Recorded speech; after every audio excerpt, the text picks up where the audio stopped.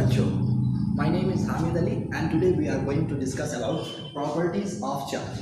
First of all we read point charge, जैसे हिंदी में हम लोग कहते हैं बिंदु आवेश, and second is additivity of charge, आवेशों की योज्यता हिंदी में इसे कहते हैं, ठीक है। And third is conservation of charge, आवेश संरक्षित है, एंड क्वांटाइजेशन ऑफ चार्ज, आवेशों का क्वांटामीकरण जिसे हिंदी में हम लोग करते हैं।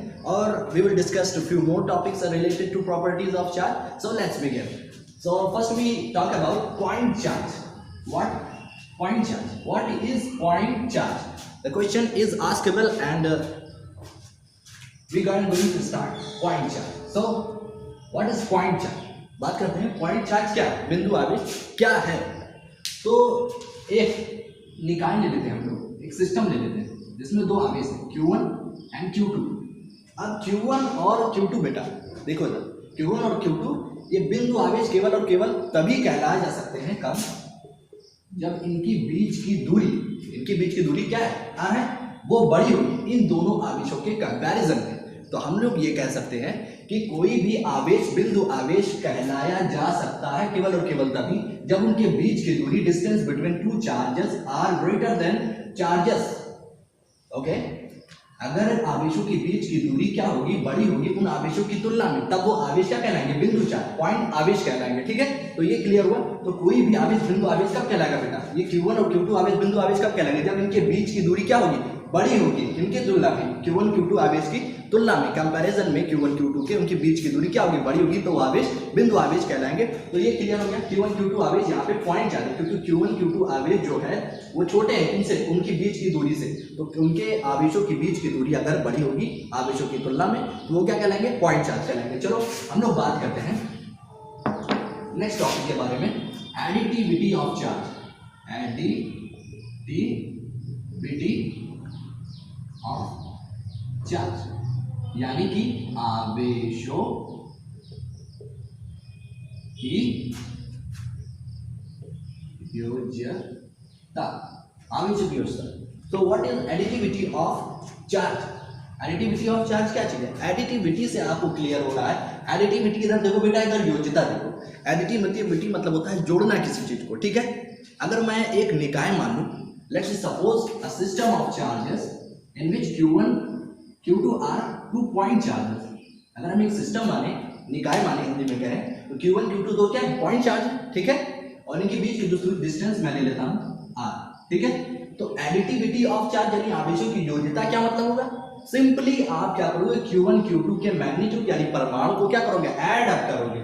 सो we simply add Q1 and Q2 which is called additivity of charge, जो कि कहलाती है आवेशों की योज्यता। तो आवेशों की योज्यता से क्या मतलब हुआ, एडिटिविटी ऑफ चार्ज, आवेशों की योज्यता से ये मतलब हुआ कि जो निकाय में उपस्थित आवेश है उनका हम क्या करेंगे, we will add up, हम उसे जोड़ देंगे, हम उसे जोड़ेंगे, Q1 plus Q2 सिंपली, ठीक है। अगर एक सपोज करते हैं, अगर मान लिया ऐसा कोई निकाय आ गया जिसके अंदर Qn आवेश है यानी इन्फिनिटी आवेश है, ठीक है, इन्फिनिटी आवेश है, तब हम क्या करेंगे, तो हमको सिंपली क्या करना पड़ेगा, उनको ऐड करना पड़ेगा Q1 plus Q2 plus Q3 ऐसे dot dot dot plus Qn। आप सपोज करो कि कोई ऐसा भी निकाय आ जाता है आपके सामने जिसमें n चार्जेस है, ठीक है, इन्फिनिटी चार्जेस है, ठीक है। तो आपको क्या करना पड़ेगा, उन इन्फिनिटी आवेशों का सम करना पड़ेगा, पहले Q1 को जोड़ोगे, Q2 को जोड़ोगे, फिर Q2 टिल देन n तक आप ऐसा करते रहोगे। तो ये क्या हो गया, इन्फिनिटी आवेशों की योज्यता होगी। अगर किसी निकाय के अंदर अनंत आवेश आ जाते हैं तो उनको क्या करना है, उनको ऐड कर देंगे हम सिंपली, और क्या हो जाएगी, वो इन्फिनिटी आवेशों की योज्यता हो जाएगी, ठीक है। क्लियर हुआ ये, ठीक। तो अब हम लोग बात करते हैं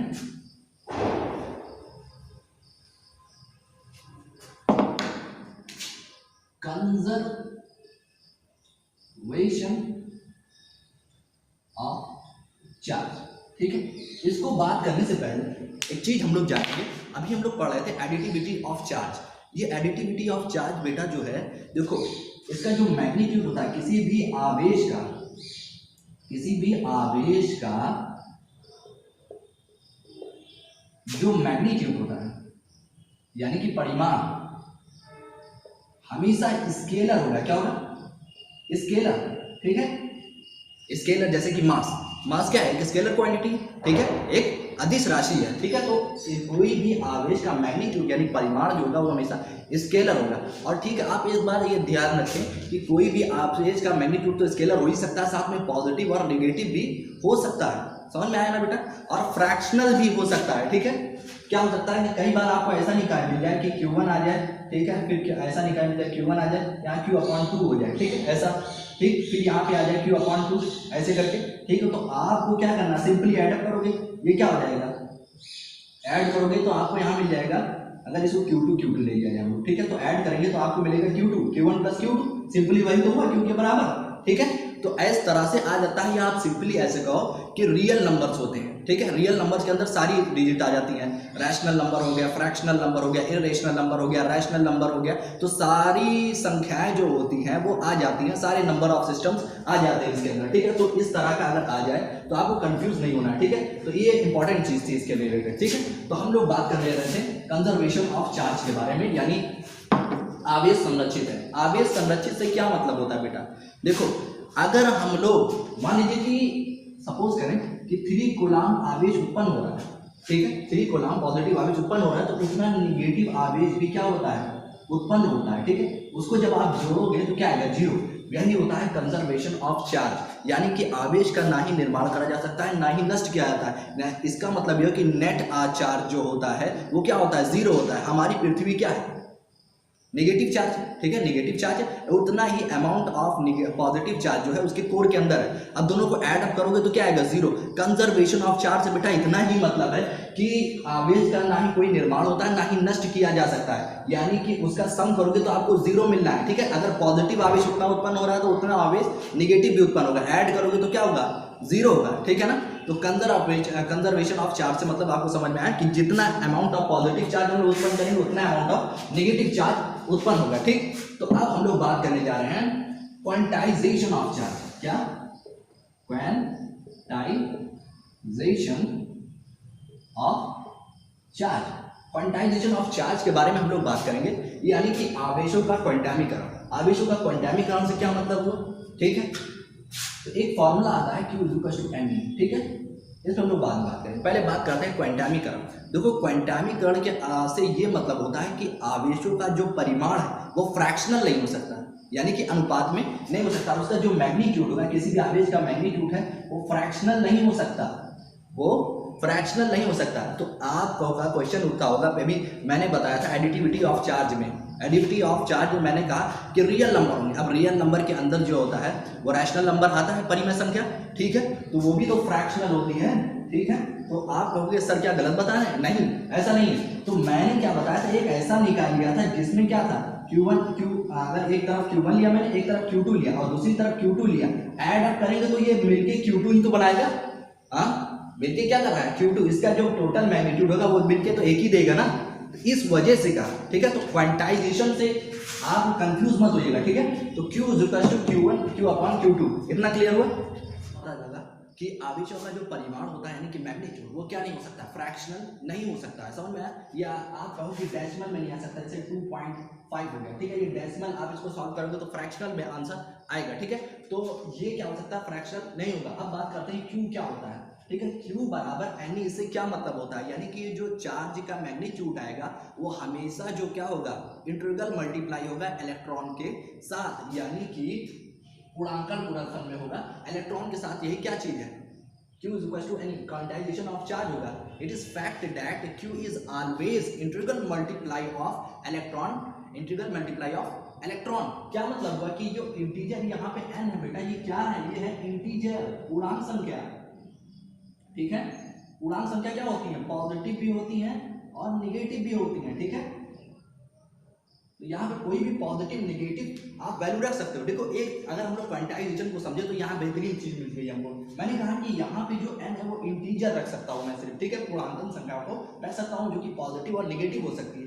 अब आप लोगों को पता है मैथमेटिकली कि जो इंटीजर होता है उसमें फ्रैक्शन नहीं आता है, यानी कि जो पूर्णांक होता है उसके अंदर अनुपात नहीं होता। पूर्णांक संख्या जो होगी बेटा उसके अंदर, पूर्णांक संख्या जो होगी उसके अंदर फ्रैक्शन कहाँ से आ जाएगा? अगर इसके अंदर फ्रैक्शन हो जाएगा तो रैशनल नंबर नहीं हो जाएगा, ये परिमेय संख्या हो जाएगी। तो इससे हमको पता लगता है कि n जो है इंटीजर है। और क्वांटाइजेशन ऑफ चार्ज यानी क्वांटामीकरण ऑफ आवेशों का क्वांटामीकरण से यह मतलब होता है कि आवेशों का जो मैग्नीट्यूड होगा वो क्या नहीं हो सकता, अनुपात में नहीं हो सकता, फ्रैक्शनल नहीं हो सकता।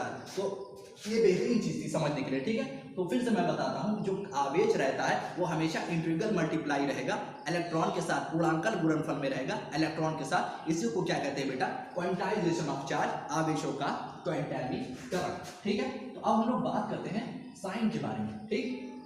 देखो आवेश जो होते हैं बेटा दो तरह के होते हैं, पॉजिटिव एंड निगेटिव। क्या होते हैं, पॉजिटिव और निगेटिव। बेसिकली हम लोग बार बार इसी के ऊपर बात करते हैं, लेकिन अगर देखा जाए तो तीन तरह के आवेश निकल के आते हैं। एक होता है न्यूट्रल, ठीक है, जिसके ऊपर कोई आवेश नहीं होता है। अगर हम लोग एक एटॉमिक स्ट्रक्चर समझे तो प्रोटॉन, न्यूट्रॉन एंड इलेक्ट्रॉन, ठीक है। पी से प्रोटॉन, एन से न्यूट्रॉन, ई से इलेक्ट्रॉन का ये सब सिंपल मैंने यूज करा है शॉर्ट फॉर्म में आपको दर्शाने के लिए, ठीक है। तो प्रोटॉन जो होता है बेटा और न्यूट्रॉन जो, वो क्या होता है, न्यूक्लियस के अंदर, नाभिक के अंदर, एटम के अंदर जुड़े होते हैं न्यूक्लियस फोर्स से। वो बहुत ही हार्ड रहता है न्यूक्लियस फोर्स, ठीक है, जिसकी वजह से प्रोटॉन और न्यूट्रॉन क्या करते हैं, एक दूसरे को जकड़े रहते हैं, ठीक है। तो प्रोटॉन जो होता है वो हमारा बेटा पॉजिटिव आवेशित होता है। क्या होता है, पॉजिटिव। और न्यूट्रॉन जो होता है वो नेगेटिव आवेश होता है, आप लोग जानते हैं, ठीक है। और इलेक्ट्रॉन जो होता है नेगेटिव आवेश होता है, ठीक है। अगर धारा प्रवाह के लिए, यानी कि कोई भी इलेक्ट्रिकल फ्लो के लिए जो जिम्मेदार होता है वो इलेक्ट्रॉन ही होता है। इलेक्ट्रॉन के ही मूवमेंट से क्या होती है, धारा उत्पन्न होती है, इलेक्ट्रिक फील्ड उत्पन्न होती है, आप जान लें, ठीक है। तो ये हमको पता लगा कि पॉजिटिव आवेश जो होता है प्रोटॉन पे, न्यूट्रॉन पे निगेटिव आवेश, सॉरी न्यूट्रॉन पे जो है न्यूट्रल होता है यानी उदासीन होता है, इलेक्ट्रॉन पर निगेटिव आवेश होता है, ठीक है। तो अब हम लोग बात करेंगे लेकिन पॉजिटिव और निगेटिव के बारे में, ठीक है, क्योंकि ये हमारे बुक में नहीं है, ठीक। पॉजिटिव और निगेटिव के बारे में बात करेंगे, वो तो मैंने एक्स्ट्रा नॉलेज के लिए आपके लिए बता दिया कि ये क्या होता है, न्यूट्रल आवेश होता है, ठीक। तो पॉजिटिव और निगेटिव के बारे में बात करेंगे। तो ये पॉजिटिव निगेटिव आवेश किसने दिया, ठीक। तो बेंजामिन फ्रैंकलिन एक साइंटिस्ट थे जिन्होंने क्या दिया, पॉजिटिव और निगेटिव आवेश का साइन दिया, ठीक है। तो बहुत बहुत धन्यवाद बेंजामिन फ्रैंकलिन जी पॉजिटिव और नेगेटिव आवेश को देने के लिए। चलिए हम लोग पॉजिटिव और नेगेटिव आवेश के बारे में बात करते हैं और इसकी थोड़ी प्रॉपर्टी के बारे में बात करते हैं कि पॉजिटिव नेगेटिव क्या है, ठीक। तो आप एक चीज बात करें, अगर हम लोग प्रॉपर्टीज के बारे में बात करें, यानी कि गुणधर्म की, तो प्रॉपर्टीज में मुझको हम लोगों को इंपॉर्टेंट पॉइंट ये देखना पड़ेगा कि ये जो पॉजिटिव और पॉजिटिव आवेश होगा, यानी पॉजिटिव और पॉजिटिव जो आवेश होगा वो क्या करेगा, एक दूसरे को रिपील करेगा, यानी कि प्रतिकर्षित करेगा। ये आप ध्यान रखिए, क्या करेगा, प्रतिकर्षित करेगा, रिपील करेगा, क्या करेगा, रिपील। और नेगेटिव आवेश क्या करेगा बच्चों, बिल्कुल सिंपल है, ठीक है। तो वो भी क्या करेगा, रिपील करेगा। आप लोगों को इस दोनों चीजों में एक चीज कॉमन दिख रही है कि नहीं, सेम साइन जो हो रहा है वो क्या कर रहा है, एक दूसरे को रिपील कर रहा है कि नहीं, यानी प्रतिकर्षित कर रहा है। तो आप लोग ये भी लिख सकते हो कि जो सेम साइन होगा, जो एक ही चिन्ह जैसे होंगे, वो क्या होंगे, एक दूसरे को प्रतिकर्षित करेंगे, रिपील करेंगे, धक्का देंगे, ठीक। तो अब बात करते हैं विपरीत आवेशों की। नेगेटिव ले लेता हूँ, पॉजिटिव ले लेता हूँ, ठीक है। वो क्या करेंगे, एक दूसरे को आकर्षित करेंगे, यानी कि अट्रैक्ट करेंगे, क्या करेंगे, अट्रैक्ट करेंगे, ठीक। तो और अगर बात करूँ पॉजिटिव और नेगेटिव की, वो भी क्या करेंगे, एक दूसरे को अट्रैक्ट करेंगे, क्या करेंगे, अट्रैक्ट करेंगे, ठीक है।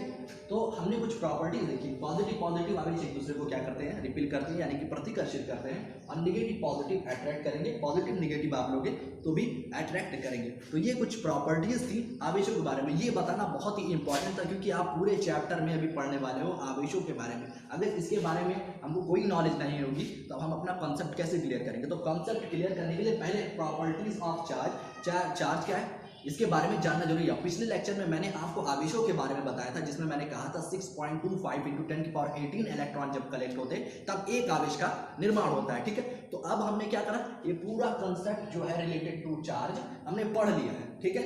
अब हम लोग कुछ बात करेंगे अलग के बारे में, ये जो मैंने लास्ट में लिखा था few more topics about charge, वो इसमें यही चीज आता है, ठीक है। तो अब हम लोग बात करने जा रहे हैं इंडक्शन के बारे में। इंडक्शन के बारे में क्या होता है, इंडक्शन क्या चीज होता है, ये सब बेटा जो मोर टॉपिक्स है उसी में आया है सब, ठीक है। इंडक्शन क्या चीज होता है, जिसे हिंदी में हम लोग कहते हैं प्रेरण, ठीक। इंडक्शन क्या होता है, जिसे हिंदी में क्या कहते हैं, प्रेरण, ठीक है। इंडक्शन एक ऐसा मेथड है किसी भी कुचालक को बिना छुए हुए, ठीक है, बाहर स्रोत से यानी किसी एक्सटर्नल सोर्स से क्या करना, उसको चार्ज करना, ठीक है। उस चार्ज को दो ही तरह से कर सकते हैं, आपको पता है, पॉजिटिव या नेगेटिव। चलिए देखते हैं, एक कुचालक लेते हैं, ठीक है। कुचालक बेटा क्या होता है, पहले इसके बारे में जानते हैं, ठीक है। कुचालक। कुचालक क्या होता है बेटा, किसी को पता है? ठीक है, मैं बताता हूँ कुचालक क्या होता है। कुचालक एक ऐसा पदार्थ होता है, एक ऐसा मेटल होता है जिसके अंदर फ्री इलेक्ट्रॉन नहीं होते हैं। क्या होते हैं? फ्री इलेक्ट्रॉन नहीं होते हैं। अगर देखो कोई भी, जैसे कि मैंने बताया था अभी आपको कि इलेक्ट्रॉन जो होता है वो धारा प्रवाह के लिए जिम्मेदार होता है, ठीक है। सर रिस्पॉन्सिबल जो होता है धारा प्रवाह के लिए वो क्या होता है? इलेक्ट्रॉन। अगर इलेक्ट्रॉन मुक्त नहीं है, फ्री इलेक्ट्रॉन उसके अंदर नहीं है, तब वो क्या है? कुचालक है। तो वो कोई भी अगर चीज है, कोई भी मेटल है, कोई भी सब्सटेंस है, ठीक है, जिसके अंदर फ्री इलेक्ट्रॉन नहीं है, फ्री इलेक्ट्रॉन, मेटल भी हो सकता होगा अगर उसके अंदर फ्री इलेक्ट्रॉन नहीं है, ठीक है। तो अगर फिर वैसे तो मेटल जो है उसके अंदर फ्री इलेक्ट्रॉन लेते हैं, तो मेटल न लेकर के कोई अदर सब्सटेंस ले, रबड़ ले ले हम लोग, ठीक है, लकड़ी का कोई गुटका ले लें, ठीक है, ये सब क्या है? कुचालक के एग्जाम्पल्स हैं, ठीक है। तो कुचालक समझ रहे हो ना आप लोग? इंग्लिश मीडियम वाले के लिए दिक्कत हो रही है। कुचालक जो होगा बेटा वो इंसुलेटर, ठीक है। तो इंसुलेटर क्या होगा? उसके अंदर फ्री इलेक्ट्रॉन नहीं होंगे। अब जिसके अंदर फ्री इलेक्ट्रॉन नहीं होंगे तो इलेक्ट्रॉन मूवमेंट नहीं करेगा, इलेक्ट्रॉन मूवमेंट नहीं करेगा तो धारा कैसे प्रवाह होगी, करंट कैसे फ्लो होगा? तो उसके लिए समझ में आया कि ना कुचालक क्या होता है? उसके अंदर फ्री इलेक्ट्रॉन्स नहीं होते, ठीक है। इलेक्ट्रॉन क्या होते हैं? अपने अभिभावक एटम से, पैरेंट एटम से क्या होते हैं? बाउंड होते हैं, ठीक है, बहुत ही टाइटली, जिसकी वजह से उनको मूवमेंट नहीं कर पाते हैं, ठीक है। इस वजह से वो क्या कहलाता है? कुचालक कहलाता है, यानी कि इंसुलेटर कहलाता है, ठीक है। अब किसी भी कुचालक को पॉजिटिव और नेगेटिव चार्ज कैसे करेंगे, चलिए देखते हैं, ठीक है। तो इंडक्शन में हमने पढ़ा था अभी मैंने डेफिनेशन आपको बोली कि इंडक्शन जो होता है वो एक ऐसा मेथड होता है जिसमें किसी कुचालक को बिना स्पर्श किए चार्ज करते हैं, ठीक है। तो अब बात करते हैं, अगर एक रॉड ले लूँ मैं बात करूँगा, एक रॉड ले लूँ, ठीक है, और उसको पॉजिटिव आवेशित कर दूँ, ठीक, उसको पॉजिटिव आवेश कर दो, और क्या करूँ, इसको यहाँ पे बिल्कुल करीब ले आऊँ इसके, ठीक है, इतना करीब ले आऊँ कि छूने ना पाए, ठीक। तो आप देखोगे प्रॉपर्टीज ऑफ चार्ज में मैंने बताया था कि पॉजिटिव आवेश क्या करते हैं? एक दूसरे को अट्रैक्ट करते हैं, अट्रैक्ट करते हैं, रिपिल करेंगे, क्या करेंगे? समान आवेश एक दूसरे को क्या करेंगे? रिपिल करेंगे, और भिन्न आवेश क्या करेंगे? एक दूसरे को अट्रैक्ट करेंगे। समझ में आ रहा है ना? पॉजिटिव नेगेटिव आवेश क्या करेंगे? एक दूसरे को अट्रैक्ट करेंगे, ठीक है, और समान आवेश एक दूसरे को क्या करेंगे? रिपील करेंगे, प्रतिकर्षित करेंगे, ठीक है। जैसे आप यहाँ पे लाते हो तो इसका जो आप दूसरा स्ट्रक्चर देखोगे तो उसमें किस तरह का चलचाल रहता है। अब हमको पता है पॉजिटिव नेगेटिव आवेश एक दूसरे को अट्रैक्ट करते हैं, ठीक है। तो नेगेटिव आवेश इधर आ जाएंगे एक तरफ और पॉजिटिव आवेश एक तरफ, ठीक है, ये क्लियर हो। अब क्या करते हैं, अब हमारे पास नेगेटिव और पॉजिटिव आवेश तो आ गए, अगर मुझको इसको नेगेटिव आवेशित करना है तो मैं क्या करूं, ठीक है। तो एक इजी मेथड है, हमको पता है कि न्यूट्रलाइजेशन आपने पढ़ा है। न्यूट्रलाइजेशन क्या होता है उसके बारे में सबसे पहले हम बात करते हैं। न्यूट्रल कैसे होता है? अगर पॉजिटिव आवेश देखो न्यूट्रल जो आवेश न्यूट्रल कैसे होते हैं, अगर इसके बारे में हम लोग बात करें, अगर इस तरह पॉजिटिव ले नेगेटिव ले दोनों को मिलाएं तो एक दूसरे क्या करेंगे? एक दूसरे को खत्म कर देंगे। पॉजिटिव और नेगेटिव एक दूसरे के समझ लो दुश्मन है, ठीक है, एक दूसरे को न्यूट्रल कर देंगे, ठंडे हो जाएंगे बिल्कुल, ठीक है। तो पॉजिटिव और नेगेटिव, अगर हम तो इसको पॉजिटिव आवेश को यहाँ से हटाना है तो हम क्या कर देंगे? अर्थिंग कनेक्ट कर देंगे। क्या? अर्थिंग कनेक्ट कर देंगे। अर्थिंग क्या करती है? नेगेटिव आवेश क्या हो जाएगा? यहाँ पे आ जाएगा, और इसको क्या कर देगा? न्यूट्रल कर देगा, उदासीन कर देगा, ठीक है। उदासीन से क्या होगा? नेगेटिव आवेश क्या कर देंगे? इसको न्यूट्रल कर देंगे, ठीक। उदासीन, आप बेटा ये कंसेप्ट है कि न्यूट्रल कैसे होता है, पॉजिटिव और नेगेटिव आवेश एक दूसरे को न्यूट्रल कर देते हैं, एक दूसरे के बल को कैंसिल कर देते हैं। आप इस तरह से समझ लें, समझ में आया? तो नेगेटिव जब आप इसको क्या अर्थिंग से कनेक्ट करोगे तो नेगेटिव आवेश क्या कर देंगे? पॉजिटिव आवेश को उदासीन कर देंगे, न्यूट्रल कर देंगे, ठीक है। अगर हम इसका दूसरा स्ट्रक्चर देखें तो हमको ये मिलेगा, ठीक।